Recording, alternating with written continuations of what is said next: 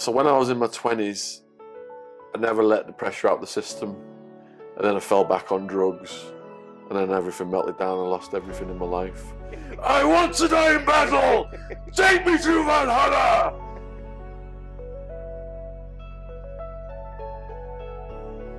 Me and my girlfriend go to visit him one evening, knock on the door, bunch of Mexicans answer.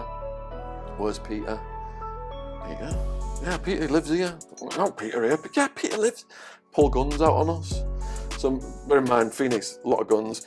This is quite normal out there. So me and my girlfriend are backtracking over the road, thinking we're about to get shot, shitting ourselves. Peter just bounces over the road, all smiles. Hello, Law. Like, what the fuck, Peter? You just nearly got us killed.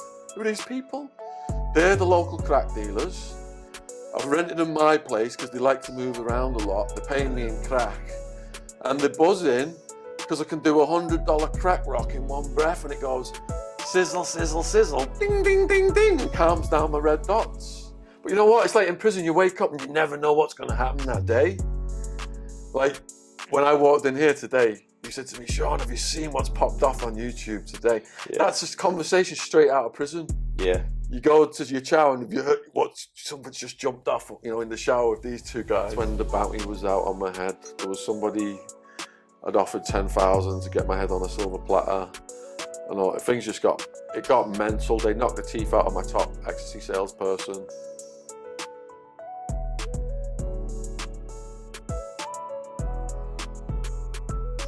So when that SWAT team came, and I was in the drive to the cop shop, and there was a redneck cop with his aviator sunglasses, chewing tobacco. He had 98 KUPD hard rock blasting on his radio, and I'm all cuffed up in this back seat, fucking sweating and shit, and looking out the window at the desert, and it all just hit home, brother. It all just hit home that I was about to pay the price for what I'd done, and what you just said, that was the bubble bursting moment. And we just went over it with the lawyer, and she estimated that it was up to 10 million that we earned off the ecstasy alone, but we were involved in other drugs as well. But then my mum insisted on flying out to come and visit me in the jail.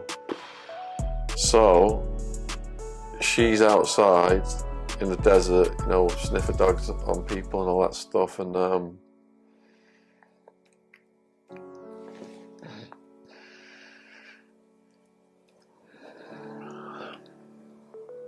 you see your mum fucking in the visitation room, man.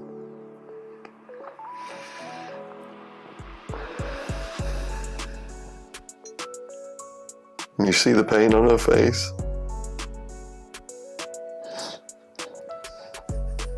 She's fucking hunched over. And you've put her through that.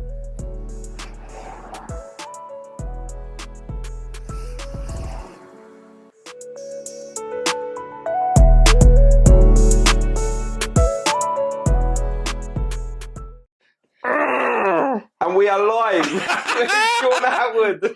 I've never started a podcast with a fucking S.W. in my life. The strangest entry point to a podcast I have done so far. That's a rush, man. How was that for you? When I used to run out of drugs in Arizona, yeah, partying for days, it's all in my system somewhere. I've got to get it back to the brain. Do a headstand. Do a headstand. Yeah, and then you're like, whoa. When you said you was going to do that, I definitely didn't believe you was going to do it. And then we got Jen at the back there, so do it. I reckon she's the enabler. She is the enabler. 100%. So Shaun, man. Shaun Attwood in the house. Huh? Thanks, man. How you doing? Oh, fantastic. Do you know what? It's been absolutely crazy because I knew that I wanted to podcast you for ages, you know what I mean? And you had me on your show.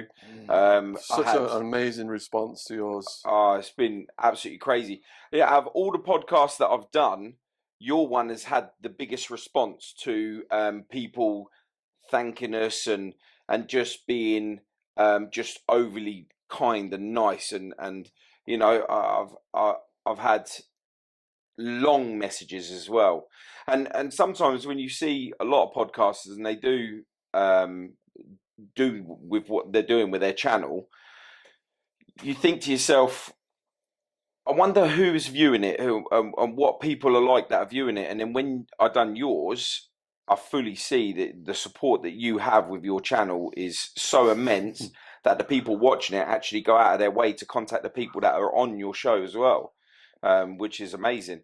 Even like I said earlier on, my next door neighbour said, like, I seen you on Shaun's show, do you know? And that was like crazy for me because it's my next door neighbour. I didn't expect. We like to bring neighbours together. Yeah, yeah. Like I'm like the sore thumb of the neighbourhood. So, man, I know you've said your story like so many times on different podcasts, and you know you must get to the point where it's like, you know, I've told this story. So I've challenged myself over the years, and especially more recently, to try and tell it differently. So I look back when I got released from prison in 2007, 2008, 2009. I'm just saying the same thing over and over again as I'm starting now. But then more recently, like bringing Wild Man's story into it, because there's so much that he got up to. And the stories really are, it's a combined story really of two people, because he was the larger than life character that opened the door for me into this world where I got gangsteritis from the characters he was associating with, and I ended up, you know, doing what I did and got incarcerated in Arizona. Yeah. So when would you say that, like meeting him and seeing how he lived his life, you kind of was like, I want some of that. Like I want to be seen like that. So if you go back to when I met him, he was getting bullied. He was 2 years younger than me. So, and when you're just a kid, that 2 years is a lot. How old? So I'd moved to that part of Widnes in my high school years. So he might have been like at the end of junior school or early high school. Yeah, that's how old he was. Wow, So you've known each other a long time, man. Yeah, so his oldest brother was the head of our little street gang. Okay. And they wouldn't let him join the gang, and he would always go home with his tail between his legs, all sad and stuff. And then me and his cousin Hammy splintered off from that gang and just started hanging out with Peter, Wildman, and that's how the bond grew from there. And then all of a sudden, Peter just got massive, bigger than everybody. And the teachers were scared of him at the school. He was outside raking leaves with the caretaker. He got in trouble with the headmaster. And Peter had red dots in his head telling him to hurt people from when he was a kid. Right. So he's waiting to go in the headmaster's office. And there's a light system. There's like red and green. And it's on red. It's on red. So he's like not sure if he's seeing it or whether it's actually just in his head. Well, it was on red for so long that his head exploded, and he kicked in the headmaster's door and ran in, and the headmaster was hosting a parent something meeting or something. That got him expelled. Yeah, you know, I could see it. Can you imagine, like, yeah, your children are like really, you know, this is a real safe school, and this giant boots open the door and just. Yeah, and he was a giant because when he died, he was 6'2" and 29.5 stone. Yeah. Yeah. I mean, I never got to meet him, and I always hear people say, "I wish I'd have got to meet him" and things like that. And you know, I'm sure that we'll have our day one day where, you know, the powers to be will make that happen at some point. Not in this lifetime, the next one. Yeah. But in Valhalla. I remember when you done that in the restaurant when we were going for dinner. Everyone just turned around and was like, "What the hell?" I want to die in battle. Take me to Valhalla. That's my Danny G impression. Shout out to Danny G. Score. And his kid James, who just beat the shit out of the big older guy in his first boxing match. Congratulations, James. He won, yeah? Yeah. Oh, wow. No, he was winning. And then he got bopped and his arm got injured and it went whoop. And they had to stop the fight. Broke it. I don't know what happened, but there was a serious injury. His arm went whoop. Wow. Yeah. Have you ever thought about getting on this? Because I know you've done a bit of karate in your time. Thought about getting into the fighting. You know, the whole celebrity thing that I did challenge somebody. I challenged somebody, but he made a joke out of it. Said he wasn't going to fight the Karate Kid. Who did you challenge? Well, there's certain names, if I mention them, Okay, they'll okay. report it to YouTube and your video will get taken down. Oh, no. Let's just say a Scottish podcaster. Okay. I think you know what I mean. Yeah. So so tell me about this karate thing, because when you told me, because I was like sitting there, weren't I? And I said to you, I go, I bet you're like a little bit of a dark horse, ain't you? And See, my workout partner in prison, Iron Man, who was trained by a special forces martial arts guy, he said to me that I asked him, what's your skill set, basically. He says, don't ever let anyone and he know. grabbed your pinky and just turned you over. He said, don't ever let anyone know what your skill set is, because then they have the upper hand. That's some SAS stuff. Yeah. So you're keeping that one under wraps then? Yeah. So before all the crime and that, like, you was quite successful in business and stuff, weren't you? Started following the stock market at 14 and trading it at 16. Yeah. Just from witness, no money growing up. Yeah. And that was it, I saw that movie Wolf of Wall Street, Greed is Good, and that became a mantra. The soulless capitalist slogan. So how did you go from like Wolf of Wall Street to author, like world-known podcaster, and the transition is absolutely massive. And then you've got the in-between, and that's like the drugs, the wild side of you, the prison dates, the we got you on that one. Jen, you was like, make sure you pull up the prison dates. You've got to do it. Was you not? She's laughing. She's just giggling away to herself. Can't get a conjugal visit. Got to have a prison date. Well, explain what prison date is. So a prison date is when you go to shower. You got a picture of your missus.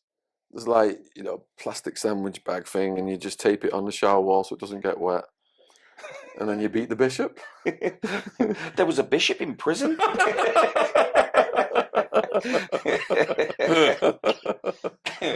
So when you was living all your high life, which the high life of the crime and the drugs and stuff, whereabouts was you mentally? Was you at a point where you felt like you was invincible, like that you would never get caught? Was you just so complacent you just carried on being this blatant? Let's look at how all this built up then. Okay. So I'm a raver. Yeah. Rave scenes just began. It's TV every weekend, young people smashing into warehouses with airplane hangars.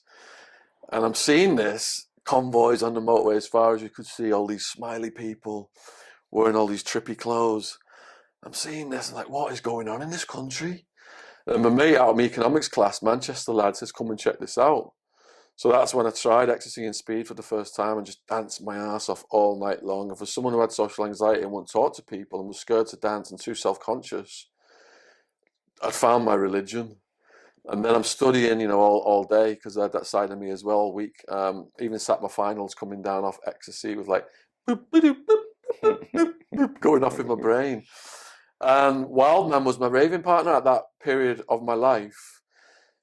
We went up the thinking tree at the top of Widnes at Pexhill Quarry, and that's where we set our life goals.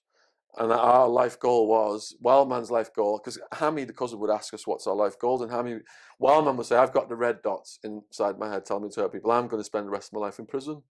And I was like, no, you're not, Peter. I'm going to go to America, make $1 million in the stock market, fly you over and get you a job as a wrestler. You can fight Andre the Giant and Hulk Hogan and all these people. This, naive idealism. Yeah.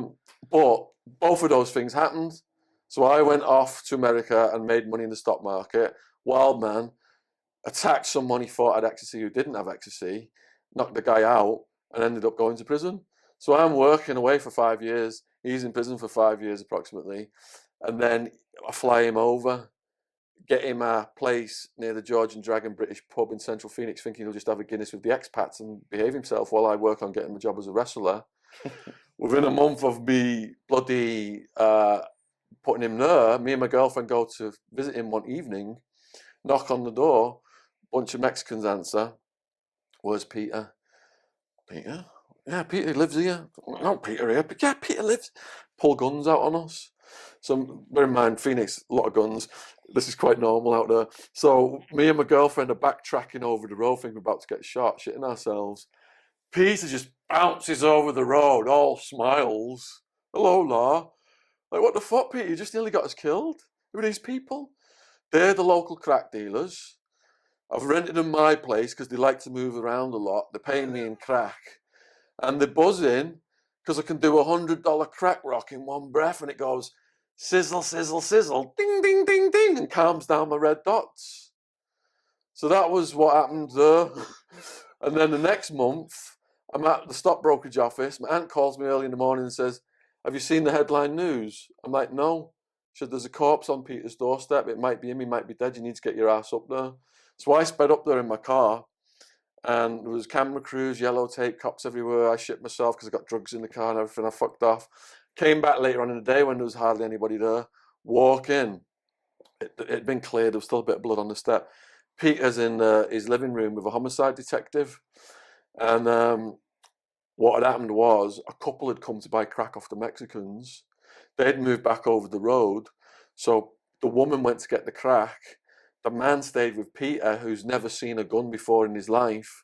Says, I'm from England. Can you show me the gun, how that works? The fella said, yeah, I'll show you how it works. He thought the safety was on. He goes, this is how we do it in America. Pull the trigger and blew his brains out in front of Peter. Corpse just landed on the step. So then Peter moved I moved him to the west side then because we were having nightmares about that. He didn't want to live there anymore. Moved him to the west side in a house with a big steroid head, bouncer, blonde, Chippendale hair. Thought he was a tough guy, gangster disciple. No, I didn't. And there was 2 females in the place. I signed the lease and gave the landlady a check for the rent a month. Next day she calls me, Peter's been evicted. I said, he's been evicted for what? And she said, he's beat his roommate up. And I said, well, how do you know he's beat his roommate up? What proof have you got? She said that the roommate was seen running for his life through the apartment complex in the middle of the night with plasterboard powder all over his head. And there was multiple human head-sized holes in the walls. So that only lasted a day. Fortunately, I cancelled the check before they cashed it. Then there was a place in Tempe, Arizona, which is Student Town, University, Party Central. This is where the criminal enterprise began out of now. Rancho Murrieta, move him to there. There's one of the girls, her boyfriend's behind on the rent, so I fixed that situation. And that was where everything started, because wherever Peter went, it was 24/7. His doors were open. The homeless were in there. Native American, transgender, street walking, sex workers were in there. Gangsters, gangbangers, all the people of the night and all the people of the streets, just day and night, cooking up crack in the kitchen, just non-stop. And that's how I got to meet Russian mafia, Italian mafia, the New Mexican mafia, and all those connections laid the foundation for the criminal enterprise. And in response to your question, then, how did you feel when you were taking the drugs? So as a shy person, before drugs, so there's these chapters in my life: BD before drugs, DD during drugs, AD after drugs. Just going around with Peter, because wherever he went, he would just talk to everyone. He just lit the room up. People gravitated towards him. That gave me a buzz. Now, put me on ecstasy, put me on GHB, put me on crystal meth, put me on Mexican pharmaceuticals.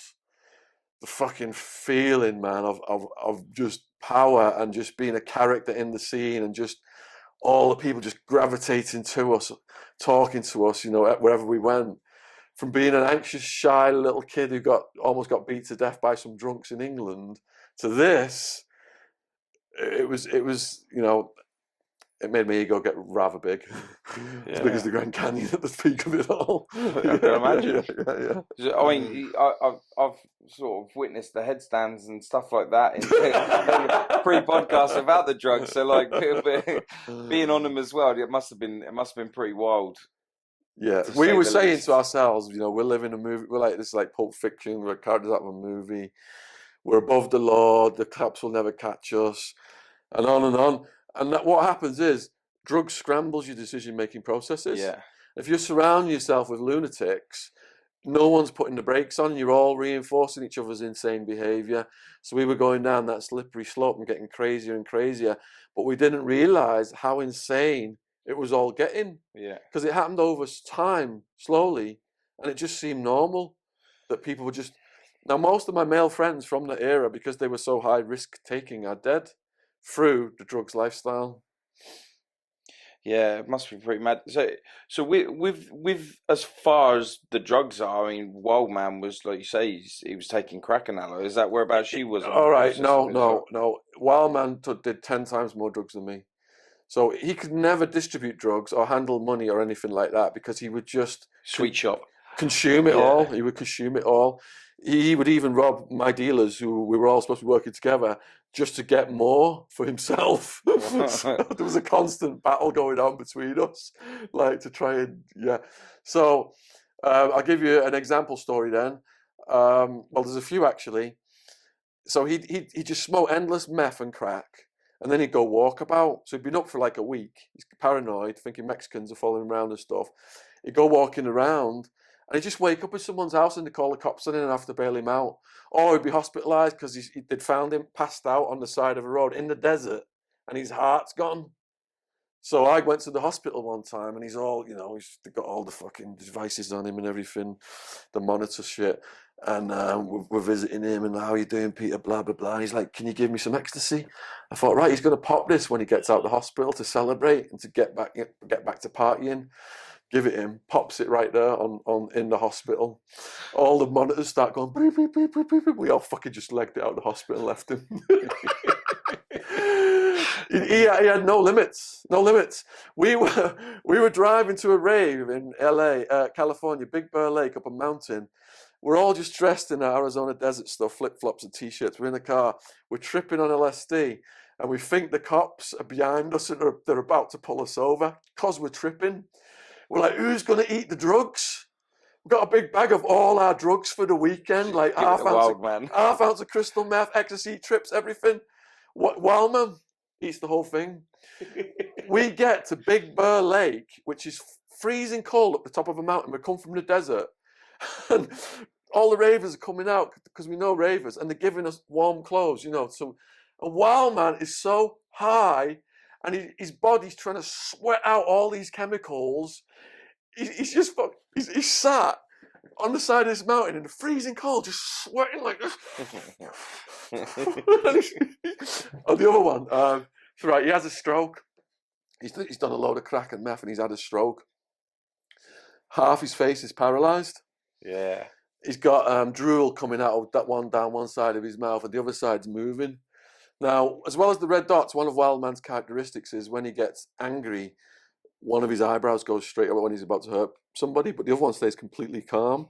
So, right, we're in this house, and he's had this stroke, and he's got this meth pipe out the corner of his mouth, that's the side that's moving, and he just stands up, and he goes, people used to think I look scary. Look at me now!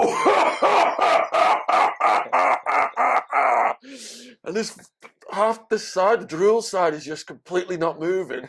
And the other side's like, and his belly was so big.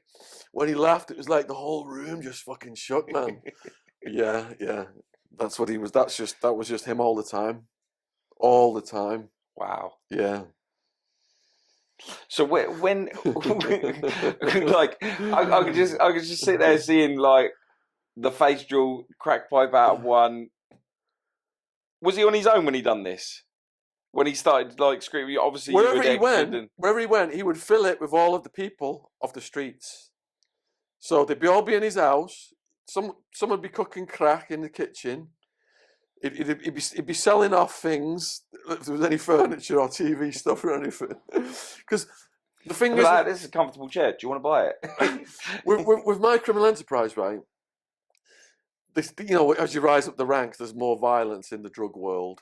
And with Wild Man, the threat was if people owed me money, he wouldn't go and beat them up. He'd move in with them. That was their worst nightmare.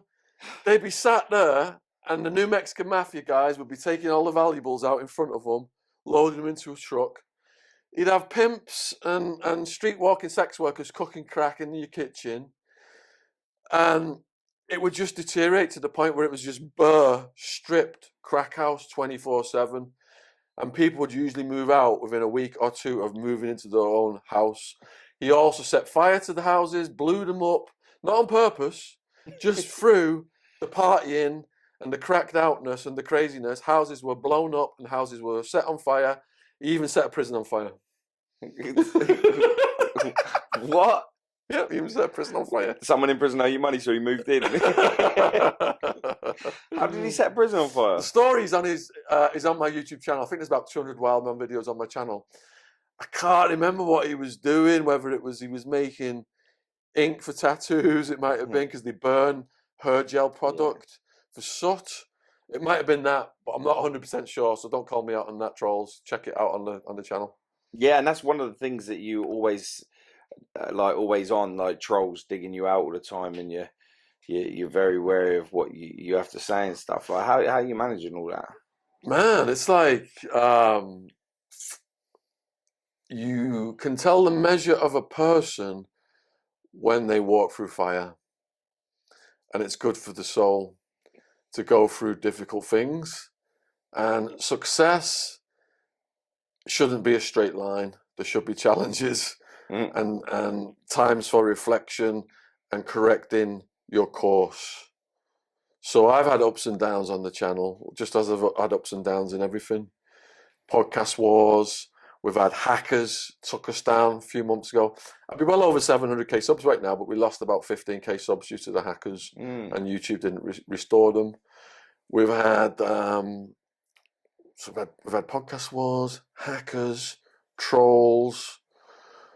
I've had one of my podcast guests, threatening to show up at my house, and he was on his way to my house. But I don't want to talk too much about that because that beef is squashed. It's been quite an adventure, Paul. Definitely. But you know what? It's like in prison, you wake up and you never know what's going to happen that day. Like when I walked in here today, you said to me, Shaun, have you seen what's popped off on YouTube today? Yeah. That's just conversation straight out of prison. Yeah. You go to your shower and you heard someone's just jumped off, in the shower with these two guys. Yeah, I can't believe. It is crazy. Like when you're on there, you wake up, you have a little look to see what's happened whilst you've been asleep. Yeah, mental, absolutely. Yeah, I wake up and turn on my phone and wonder if I've still got a channel every day. Oh wow! After I've lost my channel twice. Yeah. I mean that is 13 years. Wow. 13 years and it was gone. Poof. Yeah. That's absolutely mental. Like everything that you work for. See, like for me and my channel, my channel was set up solely for the victims and things like that, and of course other people's stories to help draw attention to the channel, to understand the message of what I put out there. If someone was to take my channel down, that'd be soul destroying, because the simple reason is I'm trying to raise awareness on something bad that's happening. Do you know, I'm not using it for power to you, yeah, and you know yourself, I'm not using it for clout. I'm not using it for anything other than for awareness, good for good. All my problems started when I started to report on high profile. I'm just going to say people who are attracted to kids, just to protect you from the algorithm. Yeah, you said that. You was talking about that before we got started on this, didn't you? Yeah, there's certain words that the algorithm looks for that they associate with, for example, QAnon, which has a certain theory. And if you start to use a lot of those words on your channel, then the algorithm will punish you, strangle. It's algorithmic strangulation, shadow banning. And I've watched your channel. You get really good views. And I think you're clean with the algorithm. You need to keep it that way. Yeah, I didn't. I've only just started hearing the word shadow ban. I didn't really know what it was. Yeah. You fully explained that to me now. I get it, but it's absolutely crazy. Even when we're doing this, like spreading the message, raising the awareness, sharing our life, like that somebody else can sit there and go, actually, no, I don't want people to see what you're talking about. It's not even a person. Yeah. It's a artificial intelligence. Yeah, but like there's something that's said that's not to go on there, right? For that artificial intelligence. Yeah. So like it doesn't matter, like freedom of speech and like you can get your stuff out there to, this is, you've lived the life, so you've got the right to talk about the life, right? But somebody out there has turned around and been like, nah, we keep that under wraps. So there is no freedom of expression. You will get punished if you say certain things on certain platforms. Mm. So there is no freedom of speech. You got to play by the rules. But on the other side of that, I feel blessed to have my YouTube channel, and YouTube has provided me such a life-changing opportunity, not just for me, but for so many of my podcast guests, some of whom you met, for example, Jamie Morgan Kane. Yep. Found out he was born on the Isle of Man and didn't know anyone. You know, he had one pen pal out of London when he was deported from America after 34 years in prison in California. Yeah. He went on the podcast that went viral, and he ended up getting a book deal, and we took him to the Isle of Man, and the light in his eyes when he was on the Isle of Man and the people were meeting him, and the spirit. He's just recently gone to Isle of Man. He sent me over some thing. pictures. Sent me over some pictures. In with a couple of coppers, I think it was. Yeah. And I think he must be the shortest person in the Isle of Man at that time, because them coppers were huge. Well, that's the power of YouTube. Yeah. It could change. It's changing your life. You're saving lives. You know, I'm looking at all these emergency bleed control kits you've got lined up all around this room that are actually saving people's lives, man. Fucking power to you for that. No, I appreciate it, man. And that was the whole reason why I put myself out there. And your channel has helped massive with raising awareness of what I'm doing.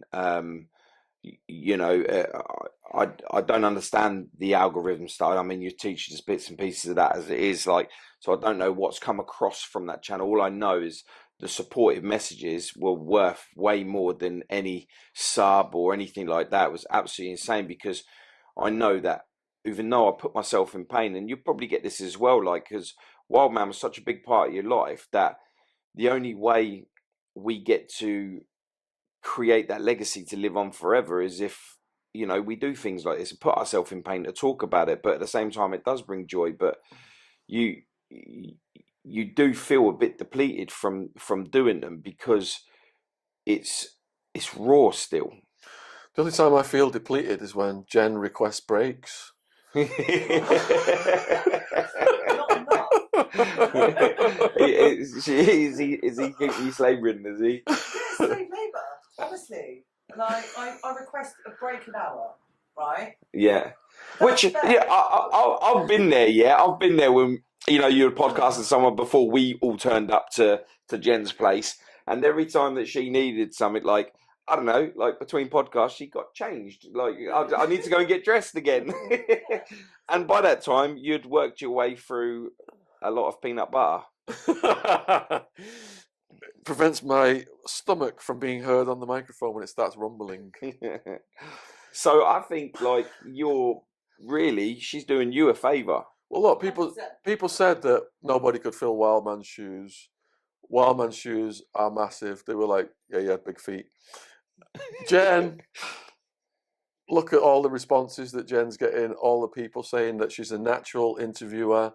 The feminine energy in the room just adds to something. And I think you said something I did, yeah. very poignant about how... It was very powerful. Yeah. You know, and I was going to get onto this as well through part of it, of how Jen joined you in the podcast and stuff. And you know, it's I've done a few podcasts now with big names in the industry that are also up and coming as well. And I spoke my story, and emotionally it's hurt me, but it wasn't until I'd done you guys. No, it wasn't until I come on and you guys, but she was the kryptonite. Jen, you were the kryptonite. Thank you. Yeah, it was. I think having you as part of the whole podcast scene, despite any negative or despite the positivity or despite the likes or the dislikes that anyone has to say out there, you know, I think that you are very crucial to that story that day. And Thank you, no, honestly. and yeah, you got me good that day. Like, it was I was telling my story, and normally I can stay within in my lane, and then I turned around and I looked at Jen, and she's all watery-eyed, and so was you, but like I was okay with you, and it wasn't until I looked at her, I wish I'd have just stayed looking at you. Because that was it. I was like, I had a minute, I was like, oh, yeah, she stopped looking at me, Jen, stop looking at me. You couldn't help it. Your story was so powerful. It just Yeah. is. Yeah. Yeah. No, I appreciate it. Like, tell us, how did this happen? Like, what point did you, and like you said, people were like, who's going to fill Wild Man's shoes? But at what point did you think to yourself, do you know what? It's you. You're the one. So Jen is a very powerful woman, very confident, talkative, and I just had a sixth sense that she was going to be a natural on camera, which she was. And it was a while before she come around to the idea of coming on because I was pestering her. Do you want to add to that, Jen?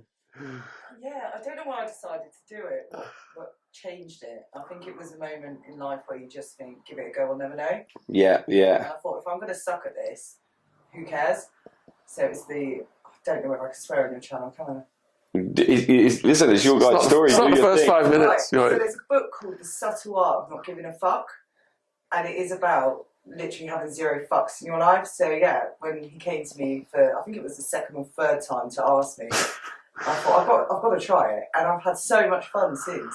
Honestly, I get up and when I know I'm podcasting, I get so excited. Yeah, I bet you feel the same. Yeah, absolutely. Like, I mean, it was hard for me when I'd lost my brother because I had no outlet for myself. I'm a man's man. You got to remember, before I started doing all of this, expressing myself, opening up, becoming weak, as what society says a man would be if he was to open up. I was never going to be vulnerable enough for anyone to be able to target me through stuff that's happened to me in the past and stuff. We spoke about it earlier on, but with this, I never meant it to get like how it is. And before I was a podcast, I'd watched like so many other people, but like you were so persistent with the stuff that was coming out, and like you can relate to a lot of the stuff, and you change your channel a little bit more now, and it's the variety has got out there because I guess I have a criminal story, but I don't talk about my criminal story. So for me to be on your channel, which is true crime, really, I felt blessed because your subscribers, your fans, your haters, your all of that lot, they accepted my story. I think out of like, I don't know, 100 odd messages, there was like 2 or 3 where I think that they just visually saw us and then was like downed it without even viewing the story, because there's no way they would have made them comments if they would have actually took the time to view the story. And I think that's what I guess you've got with YouTube is people, and they've got the time to go on and hate, but they ain't got enough time to go on and view. You know what I mean? There's always some fly-by-nights, but it's 99.9% love and respect coming in all day long.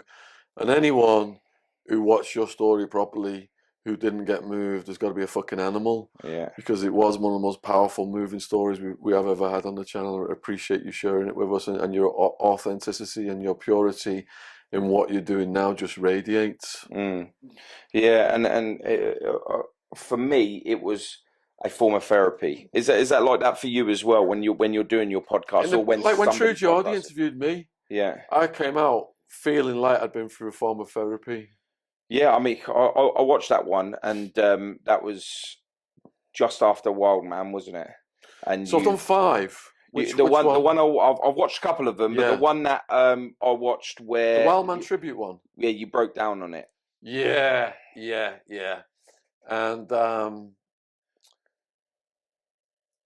thank you, Brian and Lawrence, for having me on at that moment of my life, because I was struggling mentally with it. And Stephen Gillen, who had me on as well, I broke down on his around the same time. And all those guys really supported me, and I'll never forget it. Mm-hmm. And at the end of that one, I told a sex story, which was a jokey spoof sex story. I did it on purpose to get rises out of people and shock people, because Wildman, he all the time just got rises out of people and shocked people, and just was not politically correct. He would say anything, and it was done because I know he was pissing himself laughing up there. Mm-hmm. But now you got people, some people think that what I said was too much, but I know he found it funny. Yeah.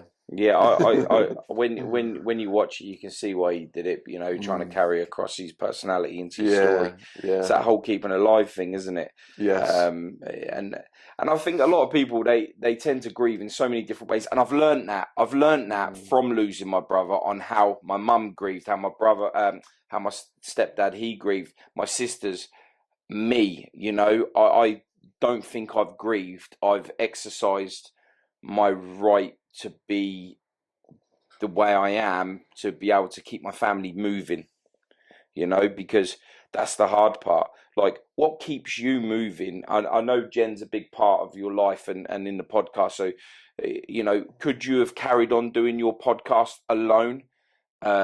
You know, or would it have been too hard for you because you always had someone there with you, like Wildman? All right, so Wildman was co-hosting the Northern podcast, and I was hosting solo the Southern podcasts. But as things have expanded, the workload is insane.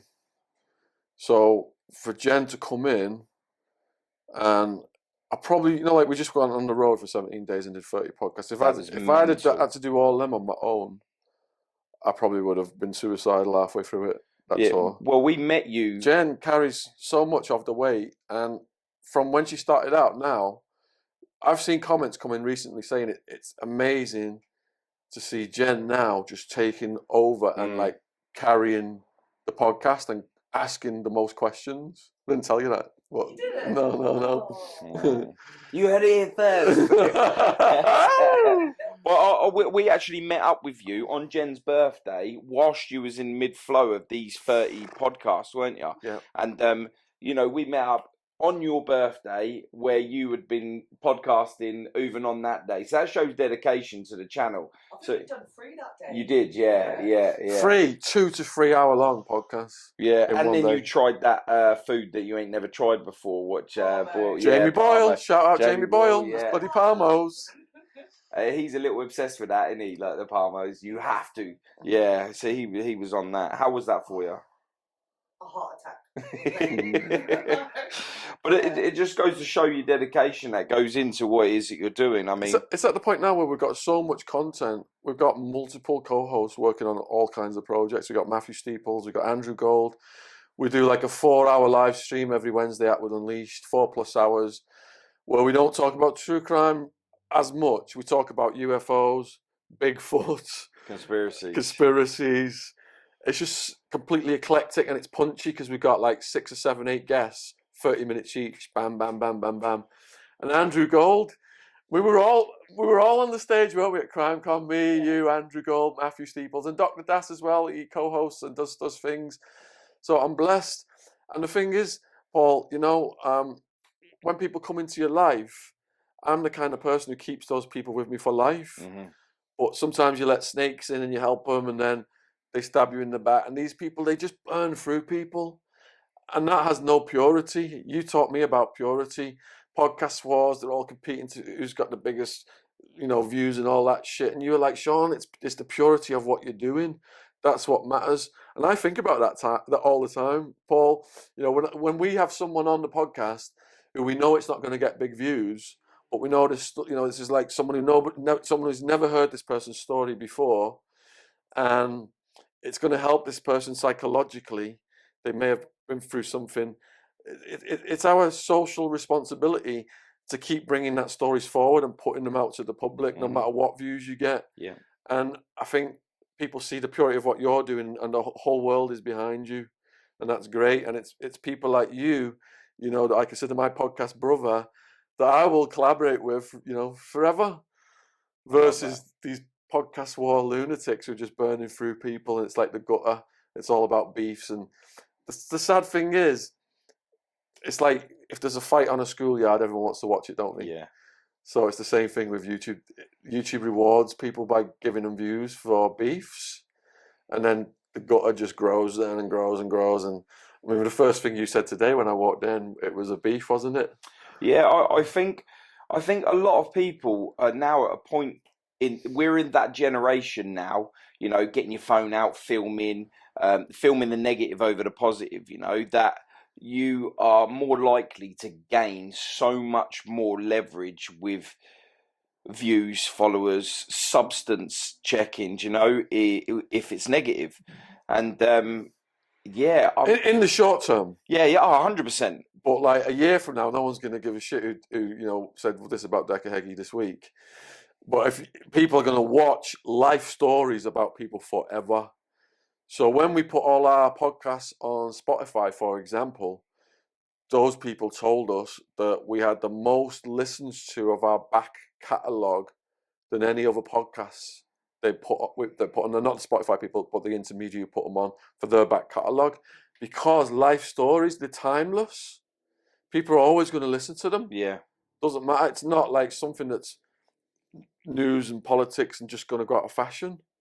So that's really what we focus on the most. Because I did a poll on my channel. I said, what are you guys interested in the most? It's the true crime life story podcasts. It was like 60-70% of the vote. Oh, really? Yeah, and that's since then we've been just been going bonkers. We're publishing 3 podcasts a week right now. We had 40 in the backlog at one point. Yeah. Yeah, I remember we had that conversation because you was quite shocked at how many I had in the backlog You as had well, weren't you? 30, I think. I was 30 then, yeah. We would have had 50 in the backlog if Jen didn't take so many breaks. Well, how do you know? I sat through a 3-hour podcast, didn't I? No breaks. Mesmerised. That was. Was it Lee Marvin Hitchman? And Jamie Morgan came because you can't get a word in edgeways, so you can just relax. but they are 2 of our all-time best storytellers, I reckon. Because as you're probably learning, there's many people out there who've got a story, phenomenal stories, but it's not many people who've got that ability to tell it. Capture the audience. Yeah, you just sit back and they just go. Yeah, there's been somewhere I've had, because I'm very organic with the way that I do things. I just, you know, however comes out in the time that we have, you know. Yeah. And I tend to get a different side to people that have seen on many other channels, you know. And with that, I think that's where, like, it's working for me, and the people that I draw in, you know, are more of the positive side there. I think a lot of the people that do watch my channel are people that want to know what's happening, and it's been clouded by like news where they give you a little bit, newspapers that only give you a tiny little bit. You don't really hear the in between. And that was one of the things that I really wanted to do with my channel, is to let the victims have a say and be heard. Because a lot of the time when you're not heard, when you're crying out to be listened to, it brings so much more damage, suicide, start taking drugs, start, you know, I've podcasted some people that's really opened my eyes up, because they haven't had anyone hug them, listen to them, that they've gone on drugs, they're on the game, they're you know, and then all of a sudden they're like, oh, they've been outcasted by their family and they're fully alone. And when you're alone, that allows you to get worse, or it allows you to be in a position to kill yourself. And that is really hard, because I think to myself, I've only given you 1, 2, 3 hours of my time, and that's really opened your mind up to get back on track. Can you imagine if the people in your life give you the 5 minutes? I mean, have you got to a point where you've podcasted people and you thought to yourself, I really need to help this person, and just listen and hear them say what they're saying, and know that you've done, like, they've changed their life, and you've gone, that was because I gave them the time. Have you had that from your podcast yet? So we've had people come on who've never told the stories before, and afterwards they just say it was like, you know, the therapy thing. And then all of the people reaching out in the comments and the emails and on the socials and just lifting them up. Now, for example, Carl Scott. Yeah. A guy sent me an email who'd watched the Carl Scott podcast, and I was talking with Carl here and there on the messages, and this email came in, and this guy said he'd watched Carl Scott's podcast, similar things had been happened to him, and it so inspired him seeing this man put these things out there, be such a brave spirit to just get on camera and say these things had happened. It was life changing for the man who wrote the email's life. Yeah. And then Carl read that email and then sent me a message saying how that had enhanced his life. Just reading that, to think that his story, and that's just a tiny little, because we've been doing it for a while. This is just a tiny little recent example of the many chain reactions that you probably don't even know the full extent of what's going on in the world. It's just like with the school talks as well. I had a kid, she was so inspired by my school talk, she went on to do a criminology degree at Winchester Uni. Parents invited me to the graduation, I had a meal with them and everything. And Oh, wow. that kid's the whole life trajectory now is, and she'd read a book about the war on drugs actually, by Johan Hari, and she sent it to me. And I read it and it inspired me to write a whole series of books about the war on drugs and change my life as well. Wow. Worked both ways. Yeah. So that stuff is happening all the time, the good karma. Yeah, I mean, like, I stumbled across a guy that really opened my outlook on the silent strugglers. And you have also met him, Stevie Lee.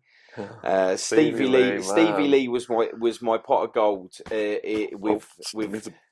Love you, Stevie Lee, and Sav. Yeah. So Stevie was an absolute accident. That was a silver lining in my life, because I've never ever related to anyone in a story like I did with Stevie. Yeah, and you've come across him, and you've podcasted him recently as well, haven't you? Yeah. For me, Stevie was just sensational. He was my favourite one to do a podcast with, just because I could relate to him so much, and he never told his story, and I was like, he was just talking to me because we were waiting for somebody else. Barry O'Shea, I don't know them. He was a ex-gangster that got shot in the belly. And you think to yourself, this stuff really happens, like it's crazy. Told him he'd never walk again. He's now a fitness instructor and he's got his own like academy, and it's absolutely massive.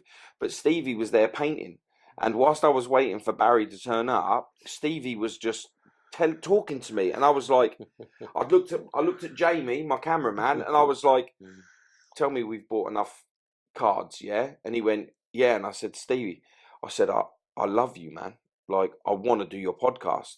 Will you do one? And he was like, oh, I don't know. Now look at him, he's flourishing, He's got big things coming with you. I don't know whether you want to talk about that, but like he's got big things coming with you, and we speak to each other quite often. And I got love for Stevie. So it's things like that. Why when I get that buzz that I'm doing podcasts, to being able to be the voice for somebody else. Exactly, and people come into your life for a reason. It's like Jem was at the pub, and she met a guy called Jamie. The podcast was London's Abducted in Plain Sight, pedo horror story, and he came on, and his friend was Nita, who's here tonight. You've met Nita just now. Nita, that one's going out on Thursday night, actually part 1. It's going to be a multi-series, twins abused from age 9. Wow. But the way Nita tells her story, and now she's like a young genius. She wrote her entire life story, her autobiography, when she was a teenager. Wow. And we're going to republish that for her. We're going to publish Stevie's book, and yeah, it just all comes together, doesn't it? And everyone's lives are enhanced through the platform and the purity of what we're doing. And the more we do it, the more good people are attracted to us.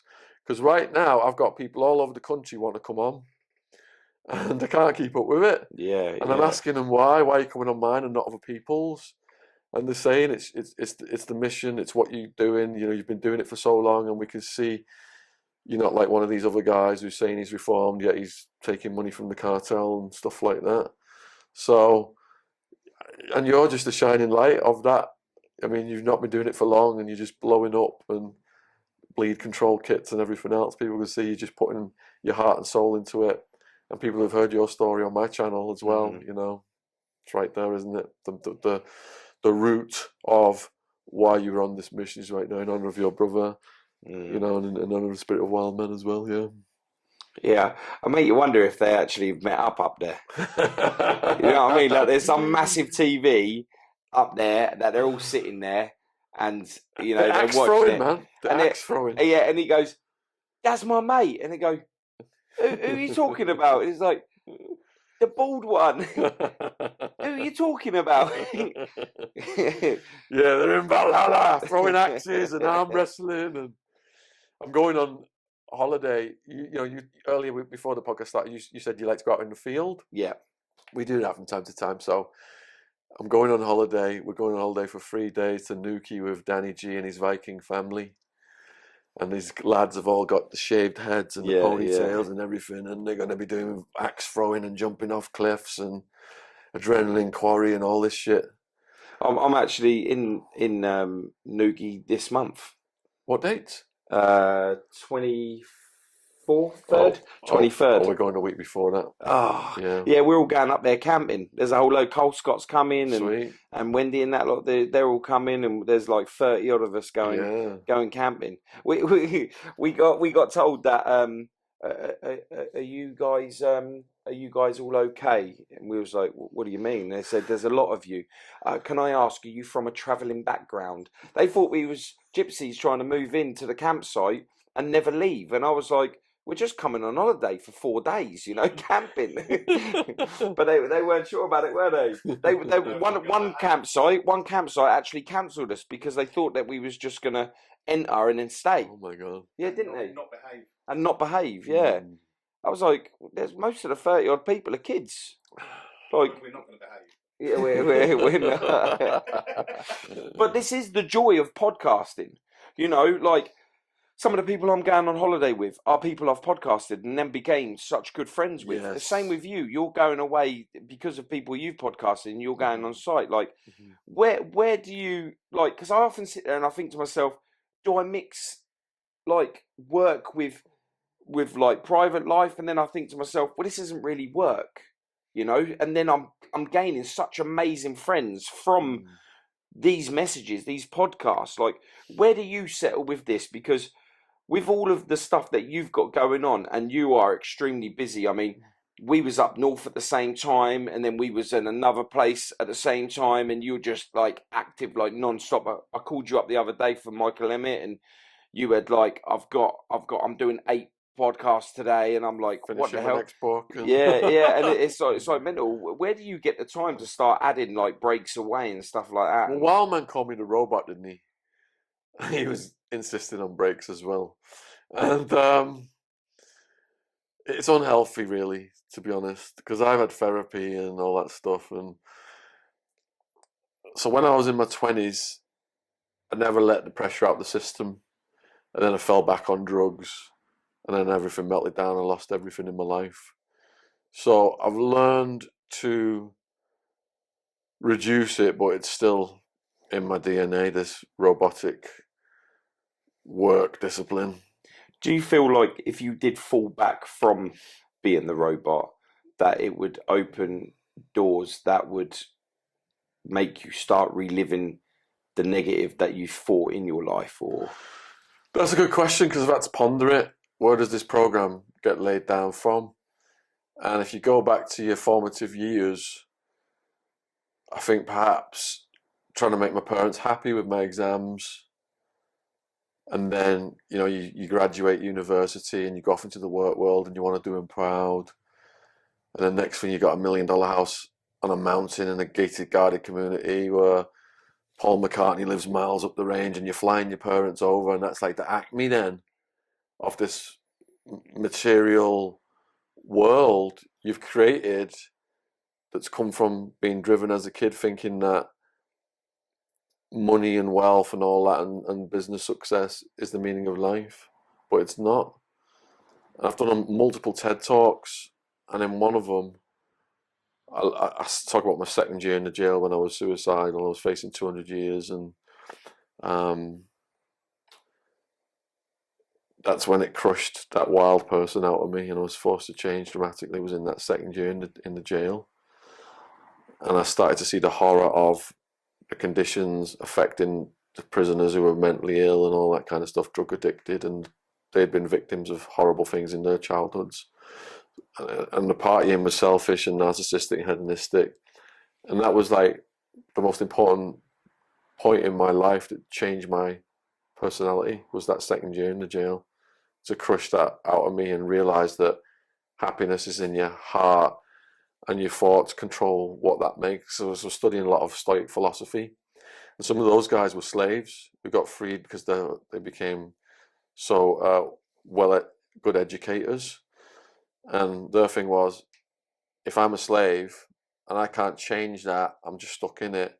I've got to train my mind to make the most of every single day. And if you're in prison and you can't change that, you've got to train your mind to make the most of every single day. So Stoic philosophy dovetails really well with for people who want to get through prison without falling back on the drugs. And sadly, 90% were injecting heroin where I was housed.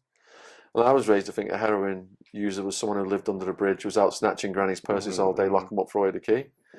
But hearing their stories, because they started to tell me, victims of people who are attracted to children, thrown away by their parents, raised on the streets, didn't have the chances I had in life. I had a good education, good family support, and here I was committing all these crimes, yet these kids were just trying to survive. It was so cruel what had happened to them in their lives.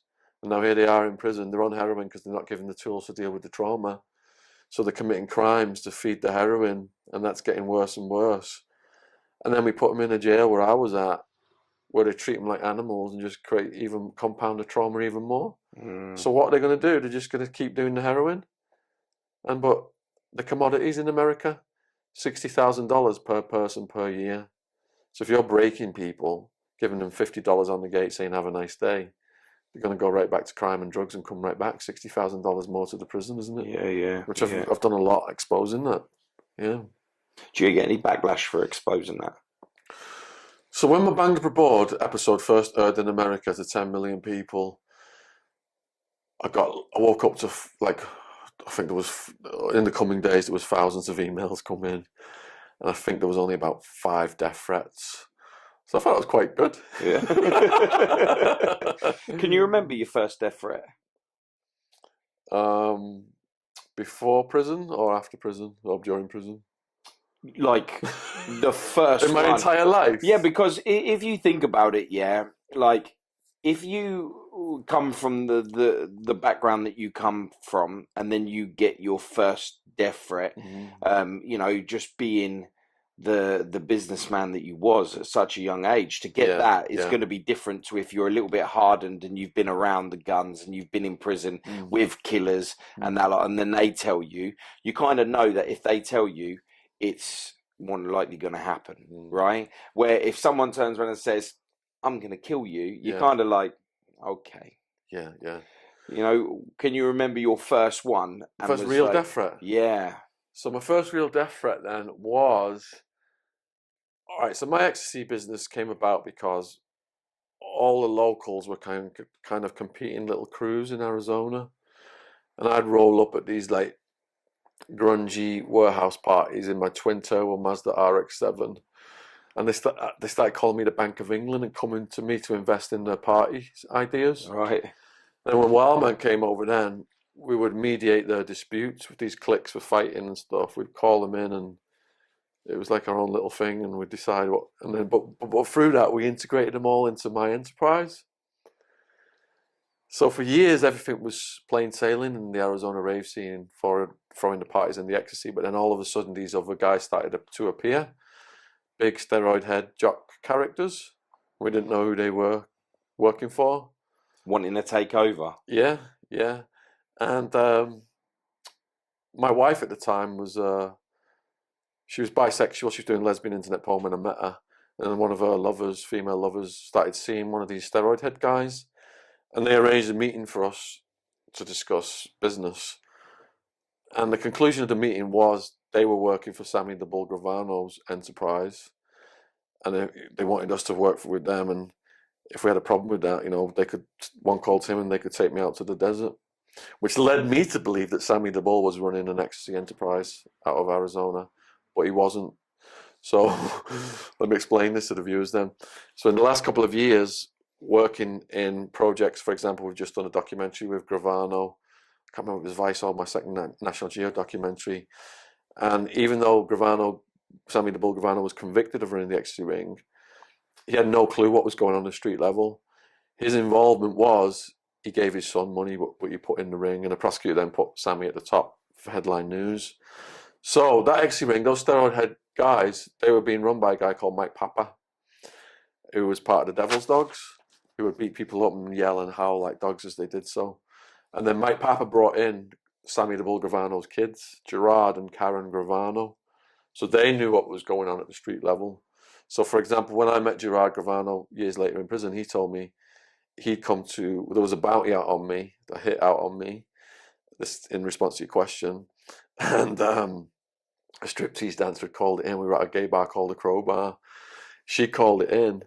He got in an armed and in a crew coming to get us. And I was with Wildman and G-Dog, who was New Mexican Mafia, his brother was New Mexican Mafia. And Wild Woman, actually, and they said it's a bit moody, let's go. So they just missed us. Wow. But yeah, that's when the bounty was out on my head. There was somebody had offered 10,000 to get my head on a silver platter. And all, things just got mental. They knocked the teeth out of my top ecstasy salesperson. And I moved from Phoenix, Arizona to the $1 million house on the side of the mountain, which was in a gated guarded community where you couldn't even get into that. There was a guard. You had to call the house just to let you up the street to get in that community. When those threats to my life started to come in, that was the first time credible threats to my life had come in. At that point, was you like, I need to step away from this and carry on using my brain for other activities? No, because I was so deeply addicted to drugs because I hadn't addressed my demons. That took years later to get arrested and to sober up. I was so deeply addicted to drugs, and the drugs are telling me you can outsmart these guys. You can move, an hour away in this gated guarded house and run it from there and never leave the house. And one of your right-hand men, Cody Bates, he rented the house just for the cash. He would go to all the people working for us and give them product and get cash, put the cash in the house, collect product when more product needed. And we would never speak on the phones. And then he would come to my house and say if it was cool or there was problems and man needed to move in with someone. Arizona's Pablo. Well, I won't go that far. He was worth 30 billion. Don't get my ego going. But that's the thing, with Pablo, 30 billion I've written several books about Escobar. I've got a book just published now about the Son of the Cali Cartel as well, if people are interested in that. That's just coming out, Son of the Cali Cartel. But Pablo, 30 billion, his brother Roberto says, let's just retire, buy our own island, kick back, have a margarita. We won't get killed by rival gangsters. We won't spend the rest of our lives in prison. And Pablo's response was, I've got 10,000 people working for me. I put the president in power. And you want me to kick back on an island and sip a margarita and just do fuck all? Are you crazy? It's not the money. It's not the drugs. It's all in here.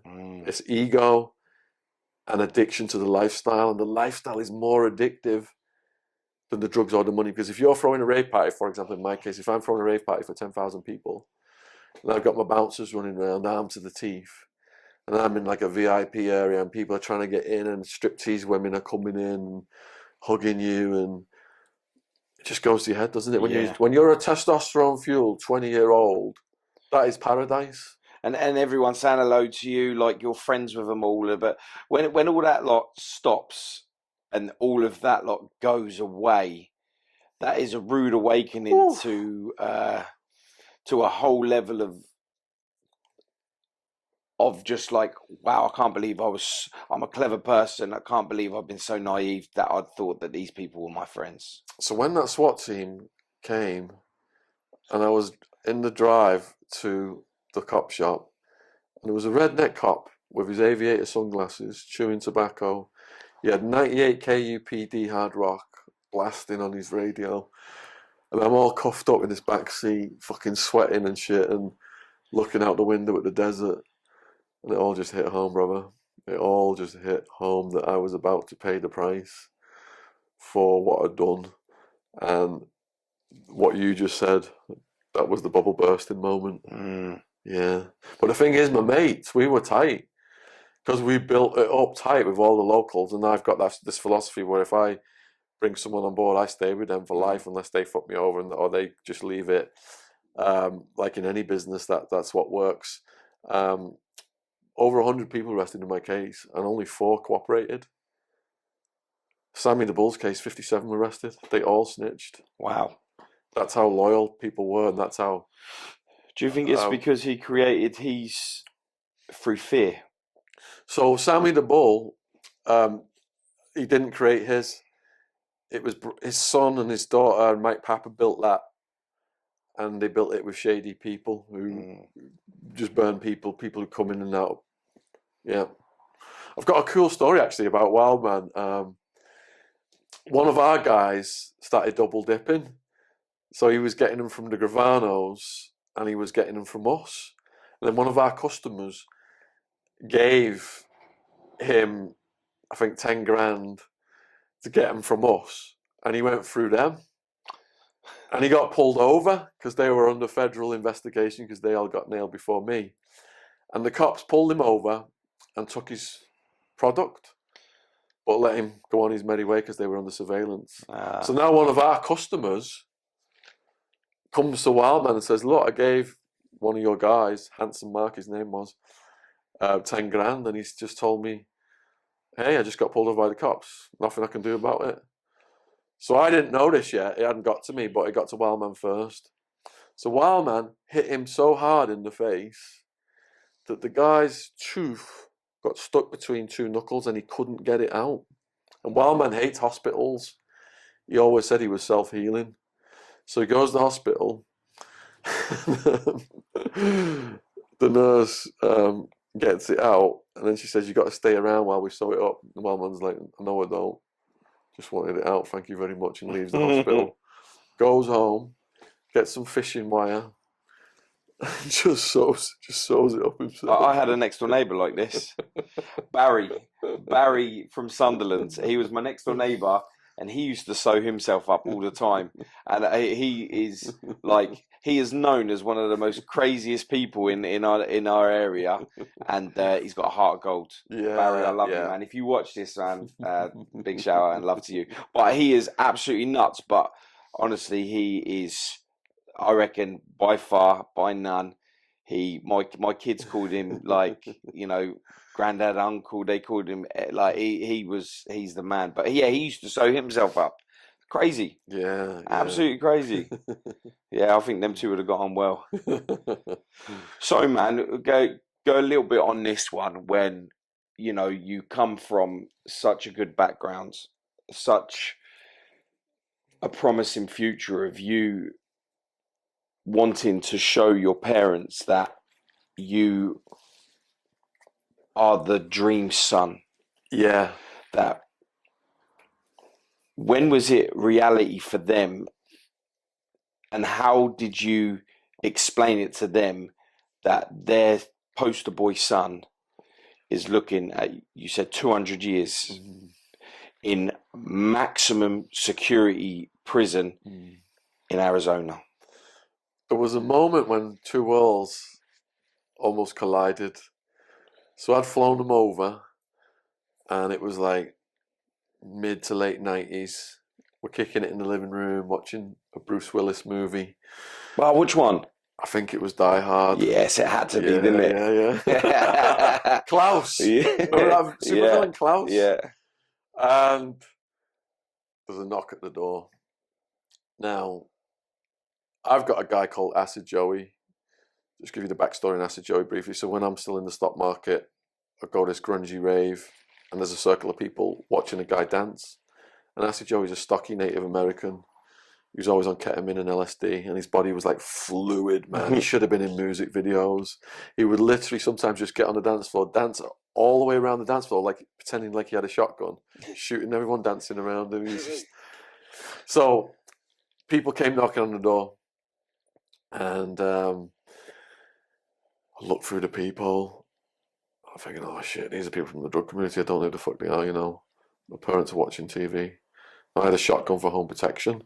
So I thought, right, I'm just going to get the shotgun, open the door, be like, who the fuck are you? get the fuck off my property and get rid of them as fast as possible before my parents find out.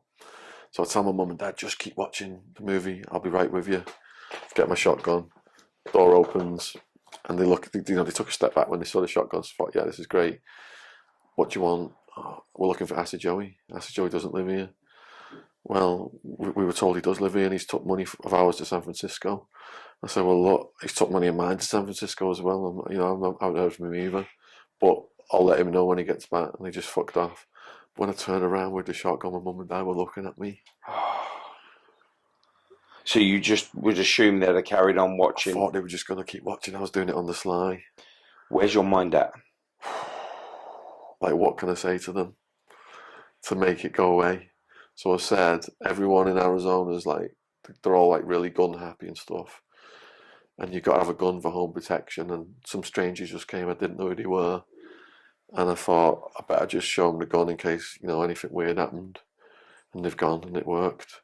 But my mum, like, she said since then that things were on her mind since then, even though she thought I was a legitimate businessman. From that moment, things were on her mind. Did she overhear what they were saying? No, she still had the movie playing. Have you spoke to your parents about this? Yeah, I mean, they've talked about it to National Geo for the Bangor Broad episode. It's part of it. And I've watched my mum on that, say her slide, because I wasn't there when she was filmed. Yeah. But have you spoke to her? So... See, there's a difference. There's a difference, you see, because, see, for me, and I say this, I say this from the heart, because I've heard and I've told my mum's story. Yeah. But the other day, I done a podcast, and my mum told her story. For me, that hit a place that I didn't think it would go. And I get glass-eyed now just talking about it, because for me, assuming I knew because I'd heard her talking to somebody else, I figured that I was prepared for it. But when she actually spoke and I was there and it was in front of me, that was a different feeling, brother. All right, so we've done something similar with my mum, me and Jen recently. But what was the worst for me was the phone call to my mum and dad was bad enough, but then my mum insisted on flying out to come and visit me in the jail. So she's outside in the desert, sniffer dogs on people and all that stuff, and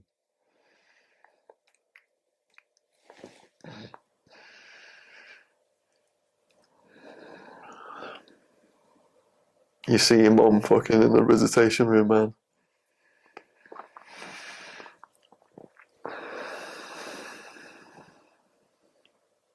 And you see the pain on her face.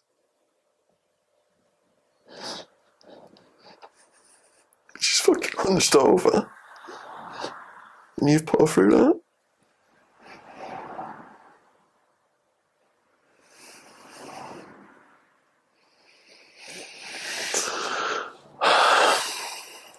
Fucking hell, I wouldn't cry after Wildman's fucking death. Because I was crying my eyes out around when Wildman died.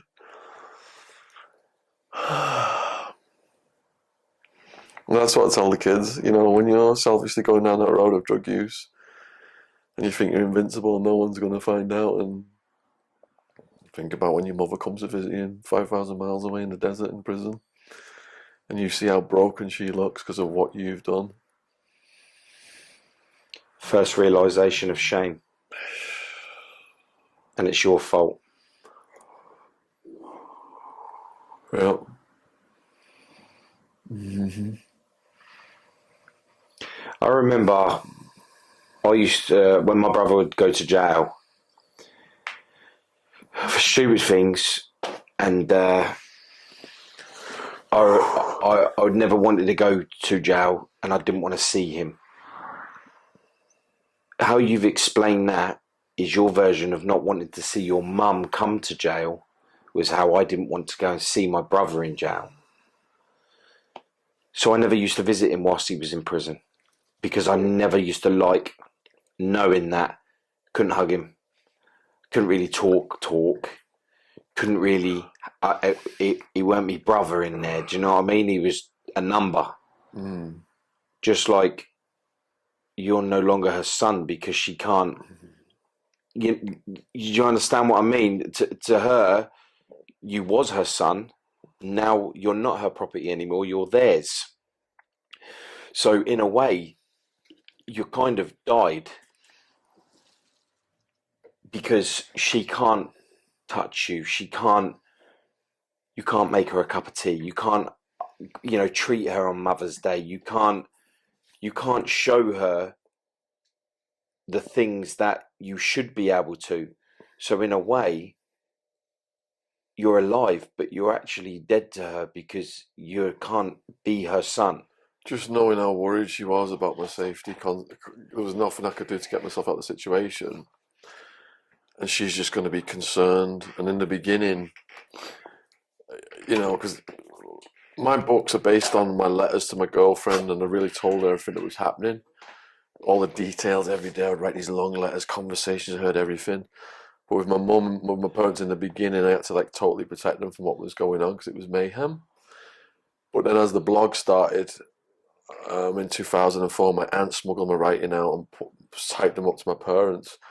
That's when they then found out about how insane it was in that Sheriff Joe Arpaio's jail. And we had to tell them the full extent of everything that was going on. So by then they were on board with my activism, because that's when it started. And people can go back as well and read all those blogs, John's Jail Journal, JON. It's timestamped as it was happening, documented everything that was going through from 2004. But the other thing that got me then was my sentencing hearing, when my family members spoke on my behalf. And it wasn't my mum, it was my dad. And it was my dad. He said to the judge that he would take my place in prison if he could right now. Yeah, I just broke down. I just fucking sobbed. I just sobbed hearing him say that, and you could hear the heartbreak in his voice as well. Yeah. But I'm blessed to have such good parents, who had my back. I saw so many people go through drugs and crime and mayhem, and then parents just give up on them. Yeah. Yeah. Have you ever thought about, are your parents still with us?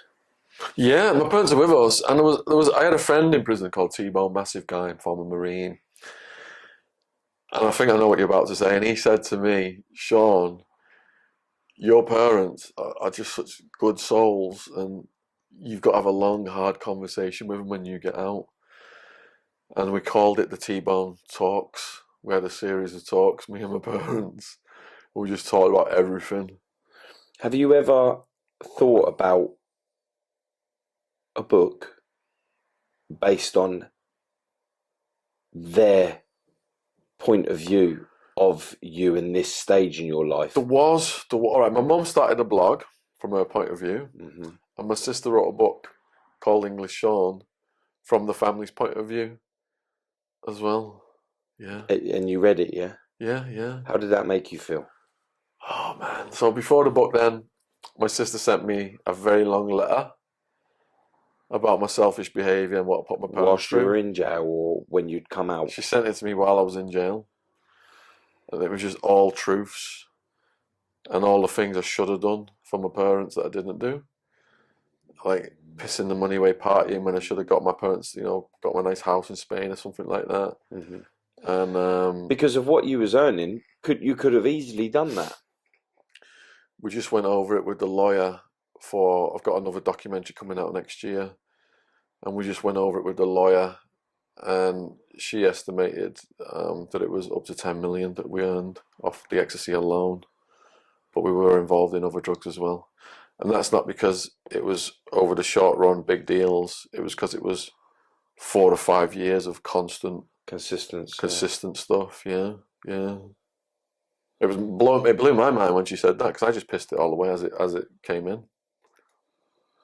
It'd be nice to have some of that now, though, wouldn't it? I thought I was outsmarting the cops, flying people from England and putting in their names. The cops put a netbush Trojan horse in my computer that showed everything that I had. So they have the SWAT team, they took everything, my pension, everything. Wow. Yeah. What was the estimate that they took with your pension It and was down everything? to 6 figures by the time they called me because I blitzed it. But you know what? I'm glad I did blitz it, because if it had been millions, they would have just took it. Yeah, I mean, yeah, you had to live, and you know, it is all well and good, you know, saving up, but we're living today, and there's one thing I've learned from all of this, especially talking to people, is the amount that they secured themselves for the future, but the future's not secure for yourself. I put everything I make back into the podcast. Same. Yeah. Same, and people do not understand how expensive this is. And we're talking like most of the time that you podcast someone, you're going out. When you do go out, they don't want to do it at their premises because they don't want you to know where they live. Because like, there's a lot of paranoia that comes with living that lifestyle.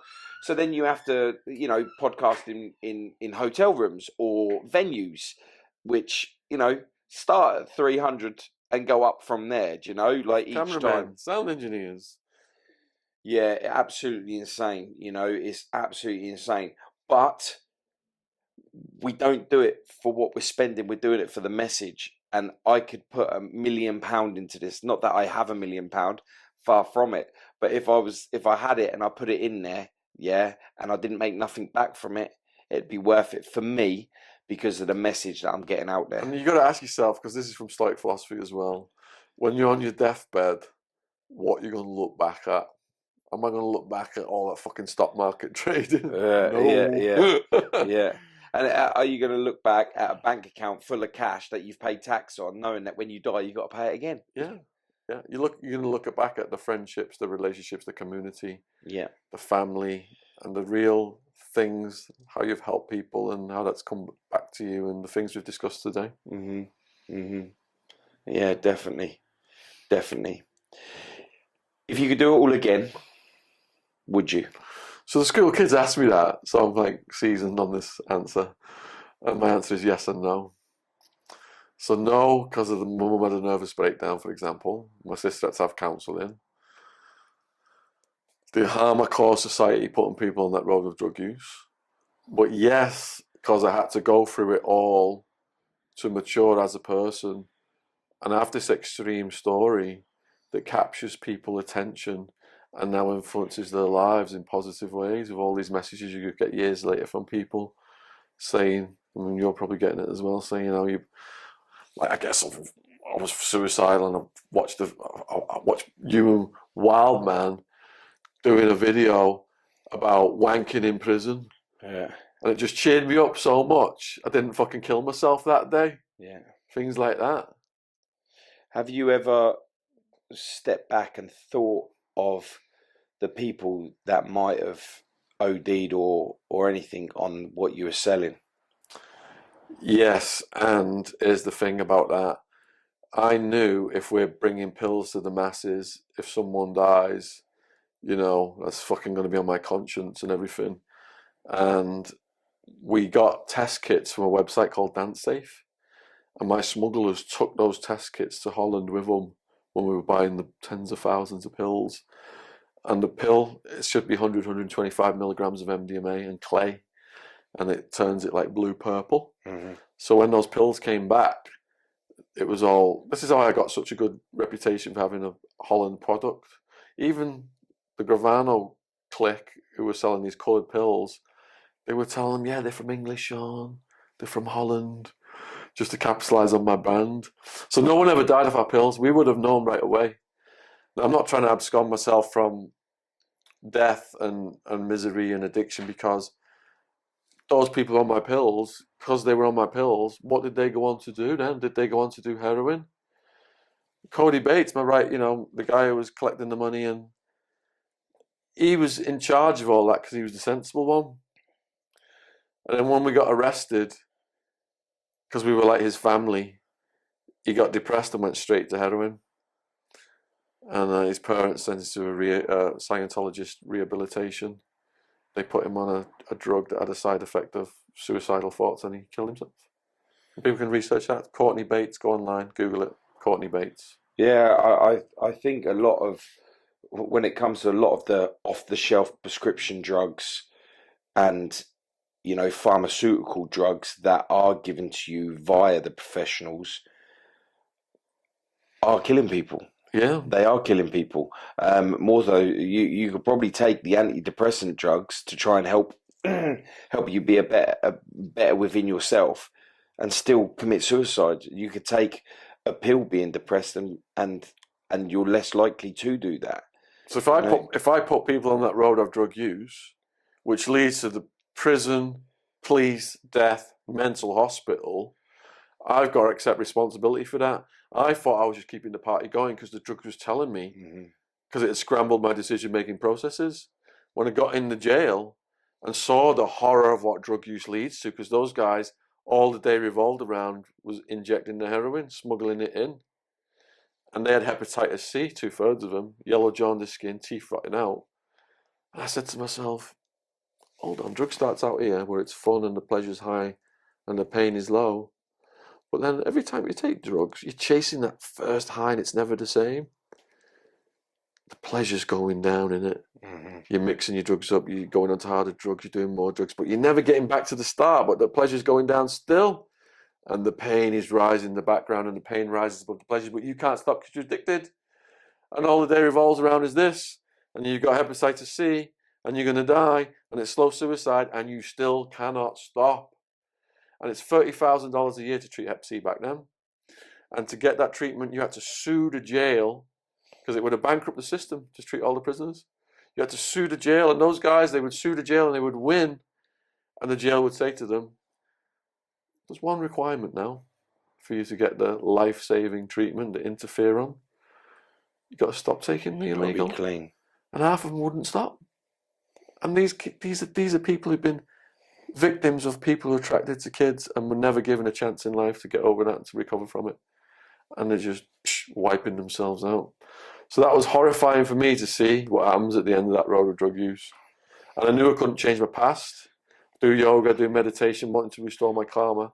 So I hoped that by going into the schools, saving those kids, perhaps, that will balance out the harm it caused society. Giving back what you took away. Yes. That's I'm all a I could big do. believer That's in all I that. could do. Yeah. Yeah. Yeah. 100% manifestation of the positive. And then trying to get conditions changed for the prisoners, because the guards were murdering mentally ill prisoners where I was at. People can Google Brian Crenshaw, Scott Norberg, Google those cases. The guards murdering mentally ill prisoners. I thought, right, I'm going to try and get the conditions changed. So I started to write everything down with a little pencil sharpener on the door. My aunt smuggled that out on Max Security. That was back in 2004. And that's how the blog, John's Jail Journal, started. It was the first prison blog. And then the YouTube channel that started on the back of that was 2007, was the first prison YouTube channel. And all that, helping other people, activism, doing a pure thing, led to my whole life being transformed. And I've got a talk called Life Lessons. I've written a book called Life Lessons, and one of them is go out and help people because it puts a brake on your ego and it's good for your soul. So I didn't set out to become a prolific author and YouTuber because it was rooted in greed is good. Fuck or be fucked in the business world, which was my mantra in my 20s. I had to realize that you got to do what your passion is and what makes you happy. And if you can help other people on that way, karma is going to restore everything in your life. I just feel blessed, honestly, to have this community now, to have Jen, Andrew Gold, Dr. Das and Matthew Steeples and Joe and James, the cameraman, and Joe, the sound engineer. And we've been building this up for years now. And some of my followers have been following me for 20 years. And he forgot Paul Stansby. Paul Stansby, my podcast brother. Yeah, he forgot that. Jamie, the cameraman. Let's not go over the top now, come on.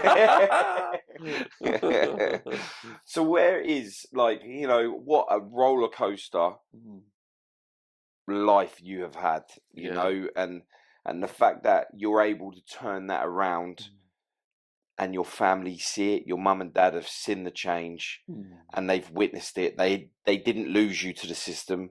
They didn't lose you to the streets. They raised you strong enough for you to be able to go and come back. Some people just go and they never come back, man. So that's a blessing that you're able to give that last thing to your parents? My mum was so proud when I started to do the schools talks.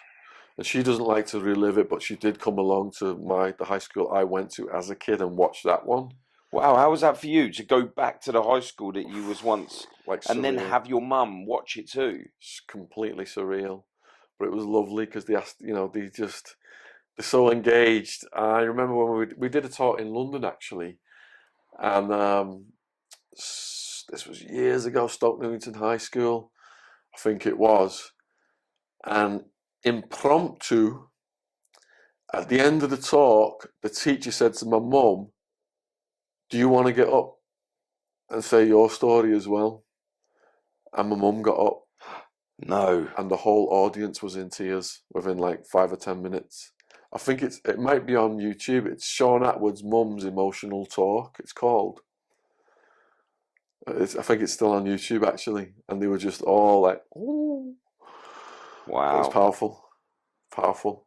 I think that was cathartic to my mum as well. It's definitely good therapy. Yeah, 100%. yeah. 100%.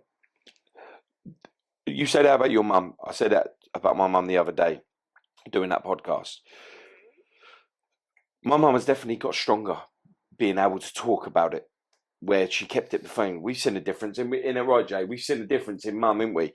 And like, for your mum to do that, good therapy, man. And I will challenge anybody that says talking about something out loud does not work, because I'm telling you, it does.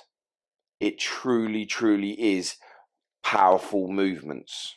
You got to release it because it creates a tension inside you that eats away at you for years.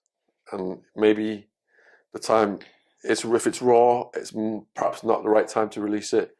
But when your heart tells you it's the right time, it is therapeutic to release it and share it with people. And you'll be surprised, just like Carl Scott was surprised at these responses coming in, you'll be surprised how people react to it when you release whatever it is you're holding inside you, definitely.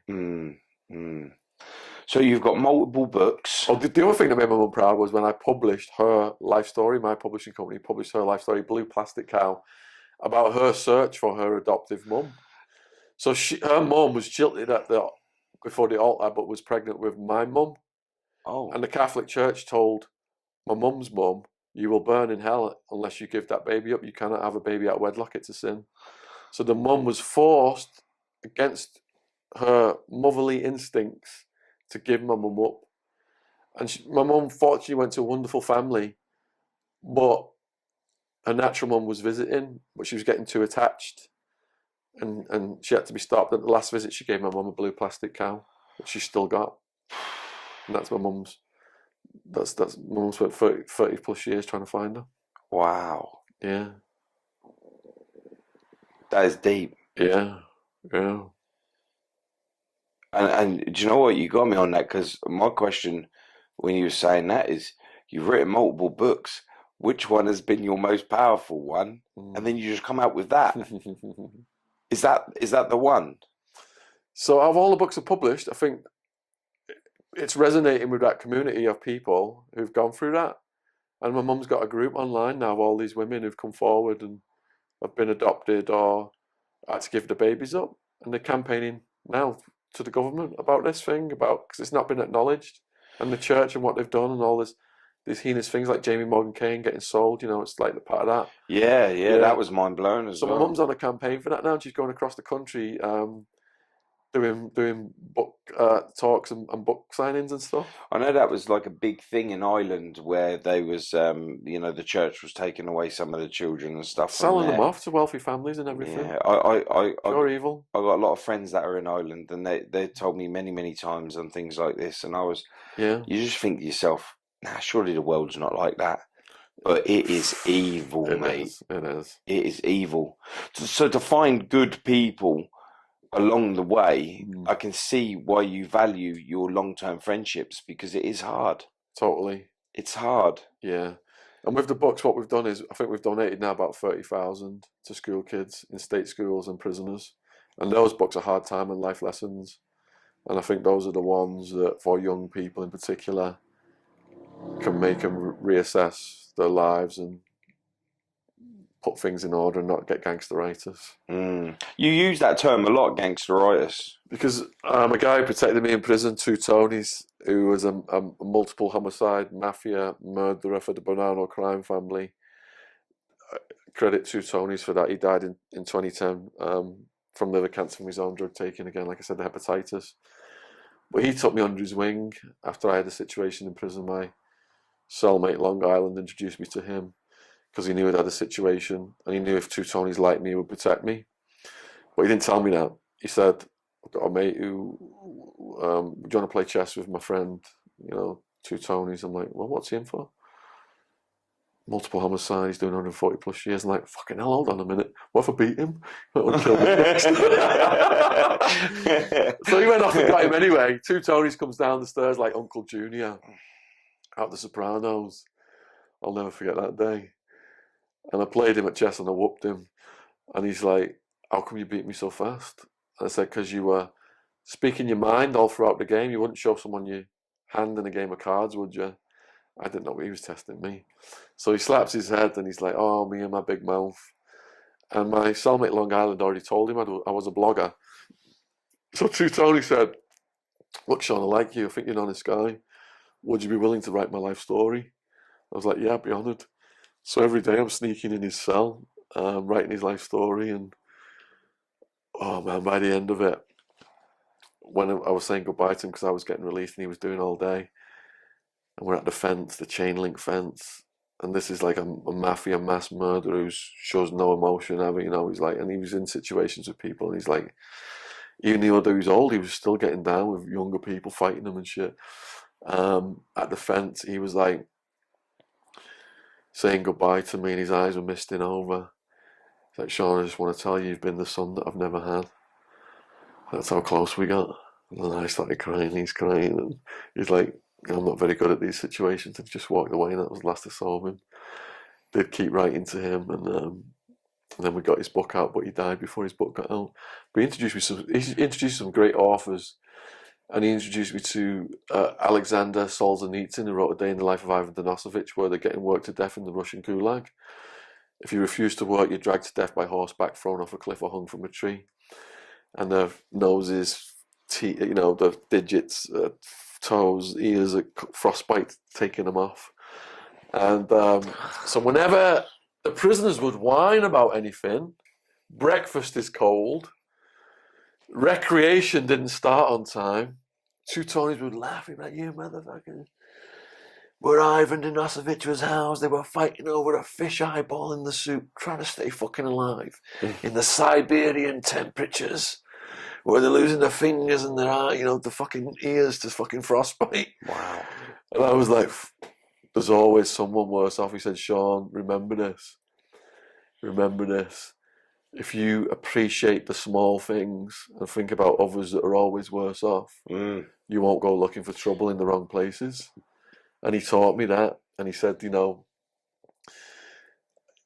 even when I die, he was writing to me these letters, and he was like, don't mourn for me because I've had a good life. I just want you when you're in a pub with your mates, just raise a Guinness to me, or smell one of his things was, I can't smell the roses, but I can smell Department of Corrections aftershave.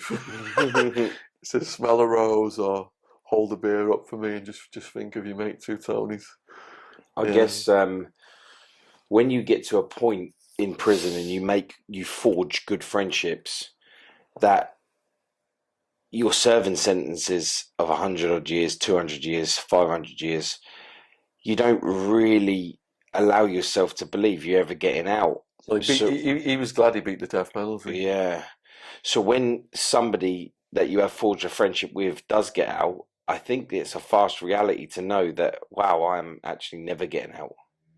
Yeah, and that's why some people don't form friendships, because that connection's going to be there, and then they're either going to get released or the prison's going to just move them anyway in a random move.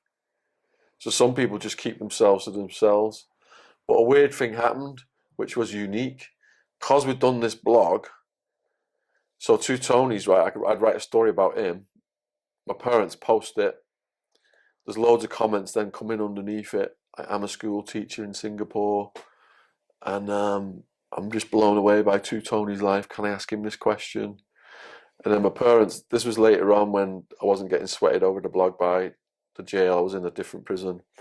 And when my parents would print out the comments, and all the people who'd been writing about it in the prison would flood into my cell like it was Christmas. Mm. And it was like, Two Tonys was like, I thought I'd never ever speak to anyone outside these walls again. And here we are, I've got some school teacher out of Singapore asking me a question about my mafia life. This is so fucking cool. And it was like we built a bridge to the outside world through the blog. Yeah. But then later on, they were all banned from writing to me. And the blog was classified as a threat to the security institution. Yeah. Still making moves, mate. Still making moves. Yeah. Mate, I've absolutely blown away by, just everything that you've brought to friendship. Today's podcast, the emotional attachment that you have to the damage that you've caused your family, the ownership of the responsibility that you have accepted, and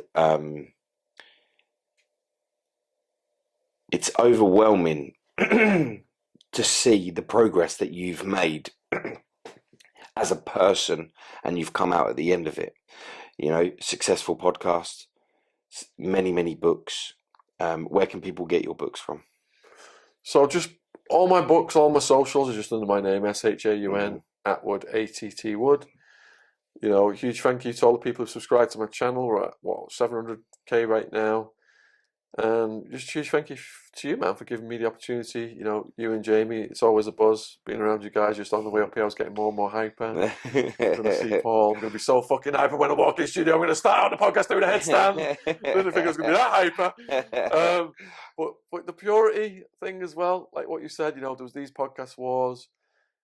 Group of people teamed up to try and sabotage my career and destroy my reputation. And I had to walk through fire for a period of time because these guys were throwing some big hits at the mothership, and I walked through that fire, and I took that fire inside me, and it inspired me just to show the world what we're about, and to keep producing great content, and just to keep getting guests on with these authentic stories. And having emerged from that period of my life, and I just thank these people for trying to take me down. They were like little babies in a kindergarten trying to snatch the biggest rattle from the kid with the biggest rattle. They're like, the mentality was, if we take over this guy's patch, like drug dealer street mentality, if we take over this guy's patch, if we destroy him, we can have his patch. But it doesn't work. It's collaborations like what we're doing. If you look at KSI, the Sidemen, they all grew from collaborations, them all lifting each other up, building relationships that are going to last forever, like what we've got, versus these snakes who just burn through people. And it's the purity of what we're doing now that people see, and that's why we are inundated with people who want to come on. And these other people are having a hard time about it. Yeah, but let's not finish on that note. Let's finish on the love and support and respect that comes from people all day long in the messages, the comments, everything. Man, people who followed me from the John's Jail Journal days in 2004, and now they're on YouTube saying, I read your blog back in the day. I'm still still following you. These are the people who deserve our attention, not the ones, putting negativity into the world. Yeah, I think we had this conversation once before when I was about to podcast Chazza, and we'd spoke on the phone, and you was driving up north, and we was talking about numbers and getting it out there, and you asked me how do I feel when I get a low number, to how I'd get with a big number. And I said to you that for me it's got nothing to do with the numbers. I don't care about if YouTube allowed me to put my views on non-existent, yeah, I would take that off, because for me, if I got 10, like my story on my YouTube, right? My story is low numbers, yeah, but the feedback. So like my my early day stuff that I'd done like a year ago, is I don't know. There's like a few thousand on there or whatever. I can't remember what I don't. Yeah, or something like that, which is low, yeah. But for me, 8,000 people have watched that. So for me, I'm like, wow, that's more to me, yeah, than that one person would watch that.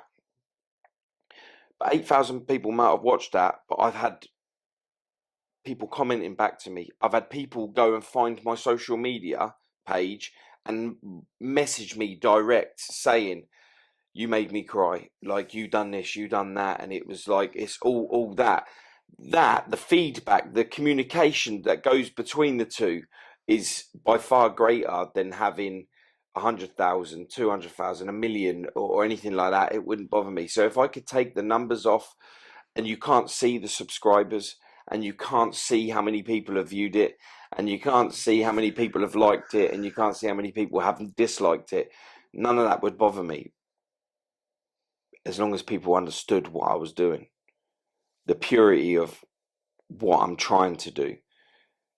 Is not clout chasing. I'm not interested in none of that. I'm not interested in trying to beat the next person. I'm not interested in trying to discredit somebody. I'm not interested in being the next big thing. I'm just interested in being Paul Stansby and keeping my brother's legacy alive and getting that purity of the message out there. You're giving me goosebumps, man. This is why I like hanging out with you, because it rubs off on me then as well. I think we fail ourselves sometimes in Ego is the enemy, no matter how much you think you got it in check. If you get a podcast that gets a lot of views versus low views, you're going to be stoked, aren't you, all of a sudden, Jamie Morgan Kane's got 10 million views. Wow, that's a story I tell people, and that is egotistic. Yeah. Do you know what happened to me today? What? It was the most beautiful feeling I've had in a long time today. And this lady come into the shop, and she'd come in to book a tattoo with me. She come in and said, my daughter saw you handing out leaflets. We've got a knife crime tent, and we go out with a charity. We go and we put our knife crime tent in places. This time it was in Asda car park, and we'd handed out leaflets raising awareness on knife crime within our community and what to look out for, what to do, and that lot. This lady took her daughter to Asda. That day she'd seen me at school last week. Yeah, they had a vlog, a hero day, and she picked me. Oh, that's sweet, man. I've never spoken to this girl in my life, That is and sweet. from what she visually saw, yeah, she said that I was her local hero. Wow. Yeah, I mean, it nearly got me. Yeah, It nearly got me. yeah. So didn't it? And so I was like, wait there, what size t-shirt is she? I got her a knife crime t-shirt, I got her a Lucky 13 t-shirt, and I said next, when we put one of the emergency bleed control kits in her area, which we're waiting to put that in as we speak, we're going to get her down, yeah, and we're going to have photographs taken with her and get her in the newspaper and stuff. Yeah. So this little girl you'll see was the girl that broke. To me, that is what it's about. Because that little girl, just seeing me do something positive in a car park, yeah, with knife crime and raising awareness, had me be a significant part in her life, and I never spoke to her. Wow, so powerful. She never even spoke to me. She just visually saw it. Yeah. That is what it's all about. Exactly. I agree. And on that note, keep up the positive. We're doing head.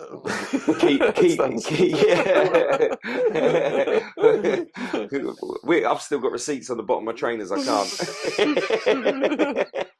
But like, on that note, man, just keep pushing for what's pure in the channel.